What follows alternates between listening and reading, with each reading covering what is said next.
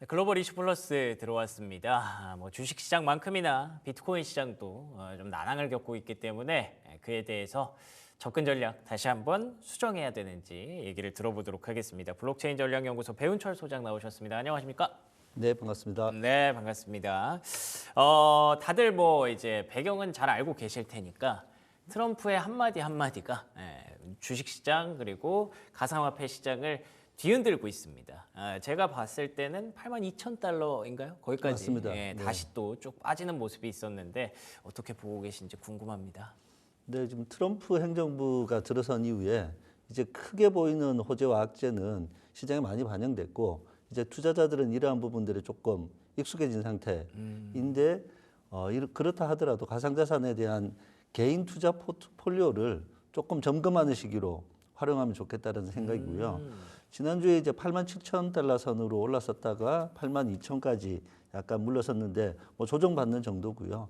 이게 큰 호재나 큰 악재가 없을 경우에 전반적으로는 전통 금융시장과 이제 동조화되는 경향을 보이고 있기 때문에 그 수준에서 우리가 받아들일 수 있다라고 보이고 여전히 이제 글로벌 경제의 불확실성, 관세로 인한 인플레이션 우려 등은 소비자에 대한 소비 심리와 투자에 대한 부분들을 위축시키고 있는 것은 맞는데 이런 상황들을 뭐 어디에 공격적으로 오히려 투자한다는 부분보다는 이제 이런 상황에서 앞으로 기회가 올 때 어떻게 내가 투자 포트폴리오를 조정하거나 또는 뭐 기회를 또 잡을 것인지에 대한 점검의 시기로 돌아본다라고 하면 그런 측면에서는 좀 괜찮을 것 같고요. 다만 이제 내일 이제 뭐 국가별 상호 관세가 그쵸, 적용된다는 발표가 측면 되겠죠. 때문에 좀 이제 지켜볼 필요가 있습니다. 알겠습니다. 뭐 얘기하시는 뉘앙스가 일단 지금 전체적으로 봤을 때 포트폴리오 점검은 할 필요가 있지만 뭐 지금부터 막 하락장이니까 도망쳐 이렇게 얘기하시는 것 같지는 않거든요. 하락장이라고 보시지는 않나 봐요, 아직까지. 이게 지난 이제 3월 달로 돌아보면 3월 달 초에 네. 9만 달러를 잠깐 다시 돌파한 이후에 76,600달러까지 하락을 했었습니다. 그랬었나요? 네. 기억이 안 나네. 그죠. 한 달간 큰 변화가 있었는데 그 이후에 이제 8만 달러 선 이상 올라서서 8만 2천에서 한 8만 8천 선에서 그쵸. 약간 이제 박스권이라 행보가, 보이기 예. 때문에 여기서 이제 급격하게 떨어졌다기보다는 이제 8만 2천 선에서 다시 재반등하고 또 올라가면 또 조금 조정받고 하는 형태의 추세이기 때문에 여기서 뭐 어떤 뭐 하락장이니까 도망가야 된다거나 정리해야 된다거나 그렇게 보기에는 좀 그럴 만한 변수들을 보이지 않습니다. 근데 그러면은 여기서 바닥을 좀 잡을 수 있을 것이다, 다시 반등할 수 있을 것이다에 대한 어떤 배경이 조금 설명이 돼야 될 것 같은데 제가 어젠가요 기사를 보다 보니까 비트랑 이더리움은 잘 버티고 다른 알트코인들은 계속 지금 무너지고 있고 그렇다는 얘기가 있어서 이거 확실히 수급의 차이가 좀 클까요?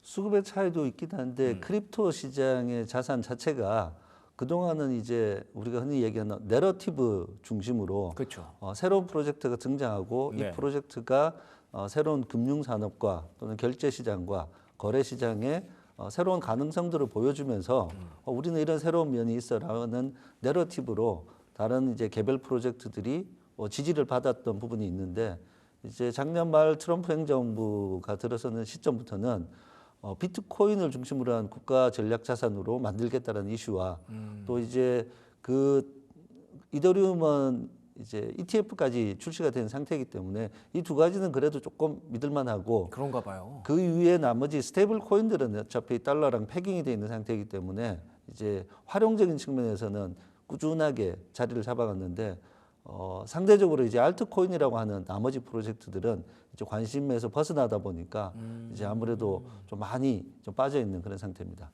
그렇군요. 비트코인과 이더리움은 확실히 그 ETF 출시되고 그랬던 게 굉장히 영향이 컸던 것 같습니다. 이런 장에서도 사실 몇 년 전이었으면 이러지 않았을 것 같아요. 그렇지만 이 정도로 잘 버티고 있기 때문에 거기서 또 이제 지지력을 확보를 한다면 다시 반등할 수 있을 것으로 일단 기대를 하고 계셔서 지금 뭐 하락장이다, 도망쳐야 된다 이런 얘기는 아직까지는 들을 필요가 없는 걸로 정리를 해주셨습니다. 그러면 그 내러티브들을 하나씩 조금 더 얘기해 볼게요. 첫 번째로는 그 게임스탑이 뭐 코인 산다고 얘기가 나오면서 사실 그거를 어떻게 살 건데? 라고 물어봤을 때 전환 사채로 산다고 해서 주가는 많이 빠지긴 했는데 코인 시장 자체에는 사실 나쁠 건 없다고 생각을 했거든요. 어떻게 보셨어요? 네, 게임스탑은 아시는 것처럼 이제 주식 시장인데도 주식 종목인데도 사실 일부에서도 밈 주식이라고 부를 정도로 그렇죠. 이제 핫한 주식 중에 하나인데 게임스탑이 지난 2월 말 기준으로는 약 48억 달러 정도의 사내 유보금, 그러니까 한화로는 7조 원 정도 규모입니다. 이 중에서 이사회를 통해서 이런 사내 유보금을 이 현금성 자산을 재무적 비축 자산으로 전환하자라는 것을 의견했고, 이러한 부분들은 크게는 이제 트럼프 행정부가 가지고 있는 비트코인을 국가 전략적 비축 자산으로 확보한다는 측면과 이제 우리가 얘기 많이 듣는 비트코인을 매수해서 기업 가치를 높였던 스트래티지의 기업 전략을 그쵸. 조금 차용하는 따라가려는 그런 거죠. 입장입니다. 네. 근데 게임스탑 같은 경우는 이제 그 계획 이후에 이제 우리가 13억 달러 규모의 전환사채를 발행해서 뭐 사내 유보금 포함해서 이 전환사채를 활용해서 비트코인을 매수하겠다라고 했던 부분들은 이것이 게임스탑의 근본적인 어떤 기업 활동들하고 연결했을 때, 그리고 현재의 주가를 봤을 때 이렇게 전환사채를 많이 발행하면 주식수가 늘어나게 되고 주식수가 희석됐는데, 주가 측면에서는 좋을 게 없죠. 네, 그래서 이제 거의 20% 이상 하락하는 네. 형태를 받았고, 다만 이제 비트코인 매수에 대한 계획들을 발표했기 때문에 가상자산 시장에서 봐서는 긍정적인 부분이 있고요. 흥미로운 부분들은 이제 CNBC가 게임스탑의 이러한 결정들을 기업들이 이제 가상자산에 대한 인식들을 조금 달리하고 있구나. 그리고 재무적 비축 자산으로 기업들도 검토하겠다라는 부분들이 조금 이제 표면화되고 공식화되는구나라는 측면에서 분석을 했었는데, 그런 분석들은 이제 의미 있다고 보입니다. 그렇군요. 이 게임스탑뿐만 아니라 S&P 500 기업의 4분의 1 정도가 2030년까지 이제 비트코인을 보유하게 될 것이다라는 그런 전망이 제기가 됐다고 해요. 이 얘기는 어떻게 나온 건가요? 네, 일단 이제 이 의견을 보면 일반 기업들이 비트코인을 재무적 가치가 있는 자산으로 인식하고 있다라는 측면을 하나가 있고요. 그리고 그러면 장기적으로 어떻게든 비트코인을 중심으로 한 가상자산의 보유 물량들을 확대할 여지가 있다는 부분에서는 동의할 수 있고요. 그렇겠죠. 이 전망은 이제 테크 중심의, 특히 이제 암호화폐와 블록체인 쪽의 금융 자문사인 아키텍트 파트너스의 이제 파트너인 엘리엇 춘이라는 분의 이제 의견이었습니다. 그래서 여기서 전망할 부분들은 두 가지가 주목할 부분이 있는데, 비트코인을 장기 자산으로 보유하는 것에 대한 관점을 가지고 있고요. 그리고 기업의 재무 담당자가 이제 비트코인을 포함한 가상자산을 재무적으로 검토하지 않으면 의무를 다하지 못하는 것으로 책임 문제를 물을 받게 될 것이다라는 관점을 이제 제시한 부분들은 그러면 비트코인이 이제 좀 충분히 기업이 투자할 만한 부분이다라는 하나의 인식과 재무 담당자도 이제는 크립토 쪽에 적극적으로 이제 분석을 하고 투자 기회를 찾아야 된다는 부분도 있고, 현재는 S&P 500 기업 중에서는 비트코인을 공식적으로 보유했다라고 하는 기업은 테슬라와 블록이라는 기업 두 개 기업뿐입니다. 예. 우리가 많이 들어봤던 스트래티지는 작년 12월 23일 날 나스닥 100 지수에 편입되어 있습니다. 그래서 앞으로는 이런 전체 기업 규모로 봤을 때는 뭐 스트래티지도 넘어올 수도 있죠. S&P 네. 500 지수에 편입될 가능성이 네. 높다고 보입니다.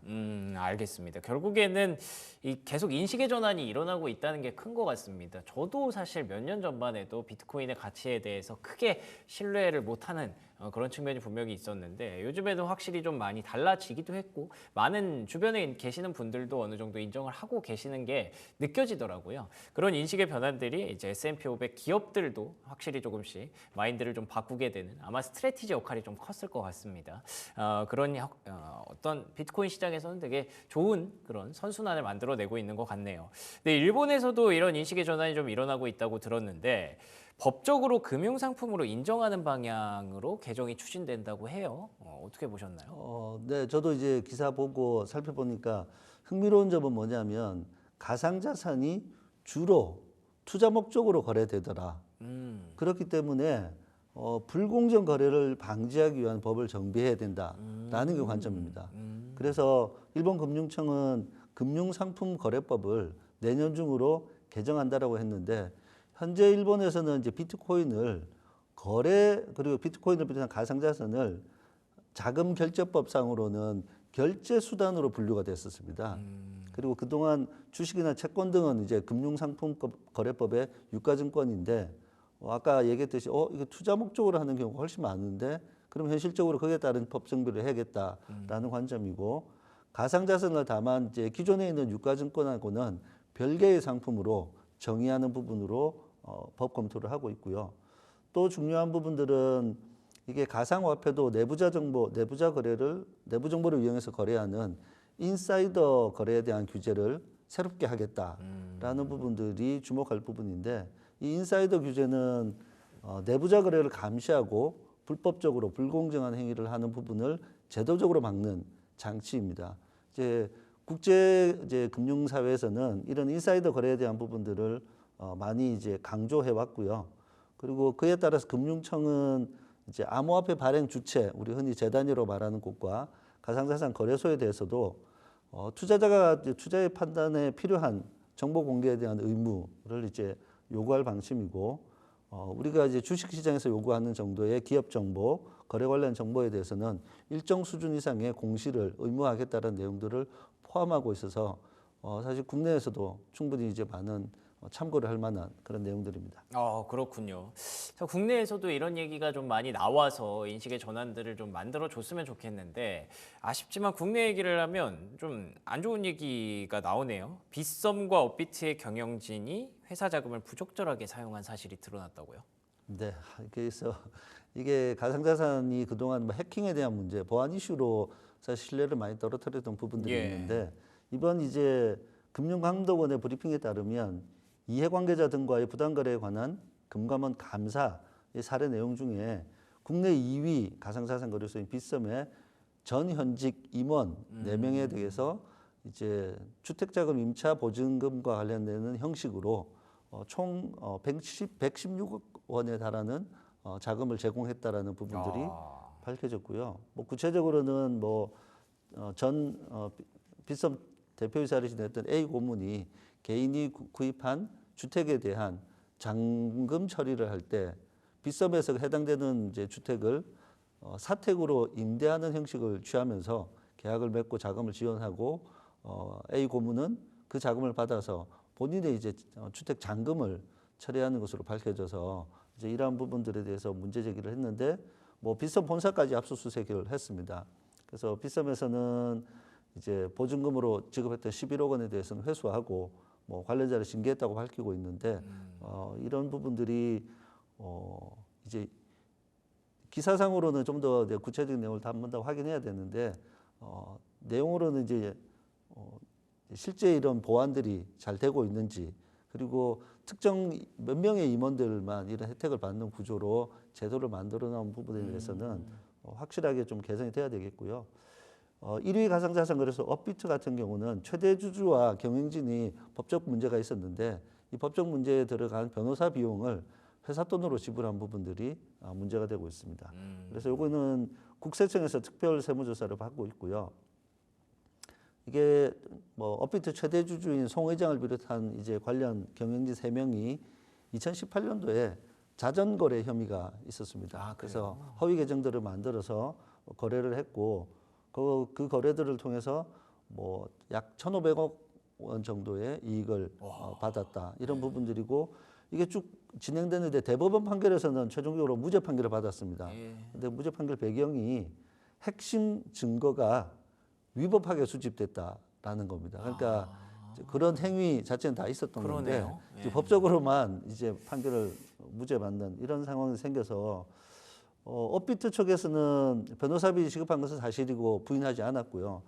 뭐 이게 조금 이제 저는 동의하기 어려운 부분인데 이제 이 비용이 임직원의 적법한 직무 수행과 관련된 법적 비용이므로 문제가 없다는 입장을 밝혔는데 첫 번째 보면 자전거래를 했던 것이 혐의인데 이 자전거래가 어떻게 임직원의 업무와 관련됐느냐라는 부분이고 업비트의 표현에 이제 임직원의 문제라고 얘기했는데 예. 임직원에 적법한 직무 활동이라고 했는데 뭐 임원이 했던데 이걸 직원까지 포함시켜서 약간 이렇게 이미지를 희석시킨 부분들은 약간 뭐 언론전을 했다고 보시는 네, 거구나. 공식적으로 이제 그 브리핑을 제가 뭐 기사를 참조했기 때문에 기사에는 그렇게 나와 있는데 이런 형태의 약간 이 본질을 흐리고 왜곡하는 정도의 이런 표현들은 사실은 엄하게 사실은 좀 질타를 해야 되는 부분들이고요.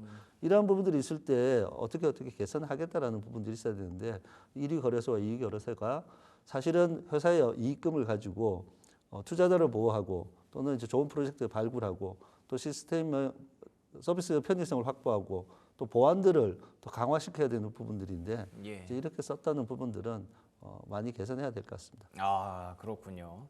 뭐 이것저것 내러티브 얘기하면서 좀 모멘텀이 될 수 있고 비트코인이 다시 올라갈 수 있는 방향으로 얘기를 하다가 국내 얘기를 하니까 조금 마음이 갑갑해지네요. 뭐 국내뿐만 아니라 전체적으로는 사실 지금 분위기가 썩 좋은 건 아니잖아요. 그렇기 때문에 지금 비트코인만 가져갈 게 아니라 뭐 금이랑 좀 같이 가져가야 된다거나 여러 가지 포트폴리오 고민하시는 분들이 많아졌거든요. 이렇게 좀 어려울 때 투자 전략 좀 정리해 주시면 좋을 것 같습니다. 네, 이제 저희 프로그램 앞선에서도 투자 포트폴리오 재점검을 해볼 수 있는 시기다라고 말씀드렸는데 그러네요. 예. 이제 흥미로운 것은 계속 금값 상승에 대한 이슈들이 있는데 여기 좀 흥미로운 이제 내용들이 이제 유안타 증권의 윤양미 센터장이 인터뷰했던 내용에서 예. 이제 고액 자산가들의 자산을 관리해주면서 이제 포트폴리오에 금을 조금 또는 이제 코인에 대한 비중들을 이제 언급한 부분들은 좀 매우 흥미가 있어서 보이는데 이제 전체적인 흐름이 달러의 트럼프는 지금 달러의 기축통화 위상을 강화하려고 하고 있는데 사실 러시아 우크라이나 전쟁 이후에 미국이 러시아의 미국 달러 계좌를 동결시키고 그리고 러시아 은행들을 국제 결제망인 스위프트망에서 차단하는 조치를 함으로써 전 세계에서는 우리가 달러를 가지고 있어도 미국이랑 관계가 틀어지면 이 달러를 사용하지 못하거나 이런 문제가 생기지 않을까라는 부분들이 전반적으로 달러의 기축통화 위상을 흔들어 놓은 상태인 거고요. 그래서 본질적으로 금과 비트코인 수요가 늘어난 거군요. 네, 그러다 보니까 이제 금 쪽으로 가는 것이 더 안전한 자산이 맞구나라는 취지고 전체 외환 보유액 비중에서 이제 유럽에서는 독일, 이탈리아, 프랑스 같은 경우는 70%를 금으로 가지고 있고요. 이제 중국이 6%, 인도가 11%인데 네. 아무래도 중국하고 인도가 금을 좀 사람이 많으니까. 확보하겠다는 이런 시도 그 매수를 많이 하고 있으니까 상승하고 있는 부분이고 전체적으로 이 윤 센터장의 의견은 5% 정도 수준에서는 이 크립토 자산을 좀 투자하는 게 어떻겠냐라는 가이드였고 뭐 저는 한 10% 정도까지 고려해도 좋겠다라는 개인적인 의견입니다. 알겠습니다. 달러에 비해서 확실히 비트코인과 금의 위상이 같이 좀 올라간 게 인상적이네요. 지금까지 블록체인 전략연구소 배훈철 소장과 얘기 나눠봤습니다. 오늘도 좋은 말씀 고맙습니다. 고맙습니다.